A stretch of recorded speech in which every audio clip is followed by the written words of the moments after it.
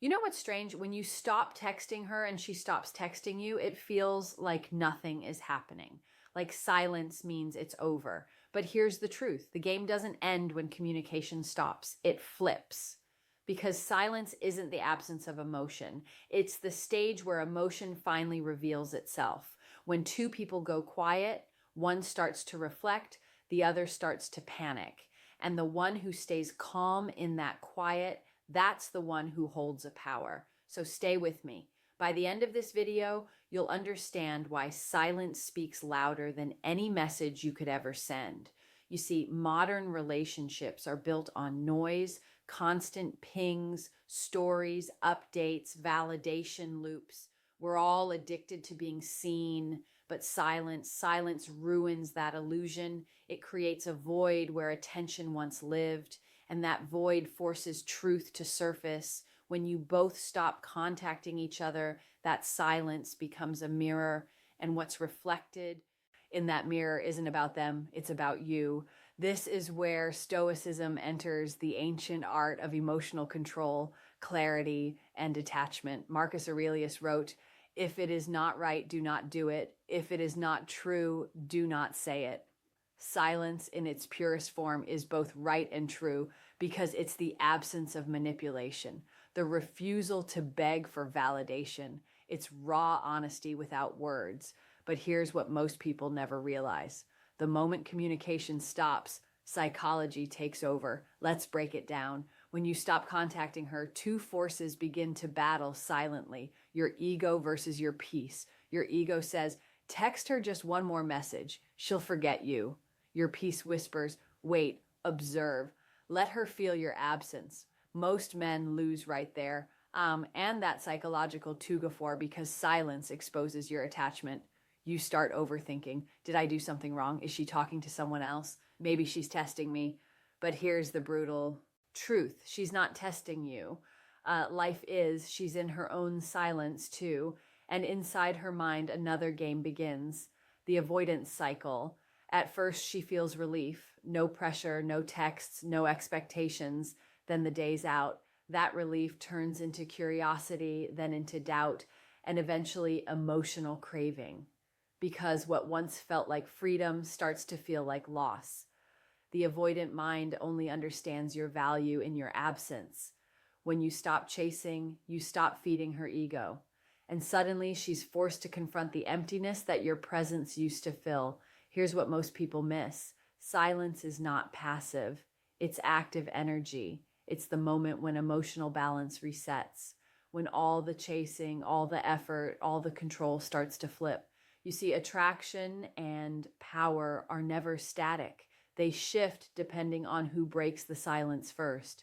The one who stays silent longer isn't cold. They're centered. They've stopped negotiating their worth. They've stopped chasing the illusion of connection and started creating presence within themselves. When you stop reaching out, something profound happens. Your silence turns into a mirror that magnifies the other person's behavior. If she were genuine, she would start to notice your absence and reach out. If she were manipulative, she would seek attention elsewhere. Either way, silence exposes truth faster than words ever could. And that's the Stoic advantage, the ability to stand still while the world spins. Epictetus said, "It's not what happens to you, but how you react to it that matters." Your silence is your reaction. It's not a weakness. It's emotional discipline, the highest form of strength. Let me speak directly to you right now because this is the test that defines real strength.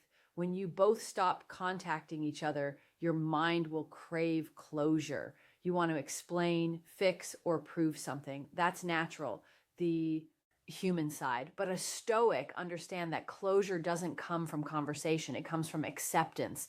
Understand this.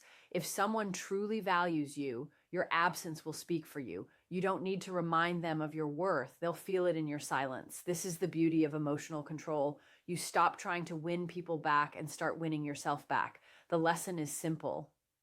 Silence is not punishment. It's preservation. You're not ignoring them to manipulate. You're respecting yourself enough to stop explaining your value to someone who already knows it but chooses to forget. And that's where your power returns. Because when you stop reaching out, you're not losing them, you're reclaiming yourself. So, what does this look like in real life? Let's make this practical. When you both stop talking, don't fill that silence with anxiety, fill it with purpose. Get busy, not as performance, but as evolution. Go to the gym, read, build your body, sharpen your mind, master your craft, not to get their attention, but to remind yourself of who you are without them. Every time you stop yourself from reaching out, you're rewiring your brain. You're teaching it that peace feels better than chasing. And here's the twist: that energy shift doesn't go unnoticed. People feel when your focus returns to you. Your silence becomes magnetic because it's no longer desperate, it's powerful. She starts to think, why isn't he texting me? Did he move on? Was he the one holding the real power all along? That's when the game flips, because silence creates mystery and mystery fuels attraction. But here's the stoic distinction: you don't use silence to get her back. You use it to get yourself back. When you start building yourself from within, you realize she was never the validation, only the reflection. As your energy stabilizes, you stop chasing outcomes and begin to embody peace. And ironically, that's when the world, and sometimes even she, starts chasing you. So let me ask you this. If you both stopped contacting each other right now, would your silence bring you peace, or would it expose your dependence? Because that answer, that's your truth. Most people struggle to handle silence because it forces them to confront themselves. But a Stoic, he welcomes it. Marcus Aurelius once wrote, "Nowhere can man find a quieter or more untroubled retreat than in his own soul." That's where you must live, in that inner fortress where no message, no delay, no rejection can shake your foundation. So the next time the contact stops, don't panic, don't chase. Let silence speak, because silence doesn't end stories, it reveals them. And in that stillness, remember, you're not losing control, you're mastering it. If this message hit your mind and your soul, take a breath and remember, silence isn't the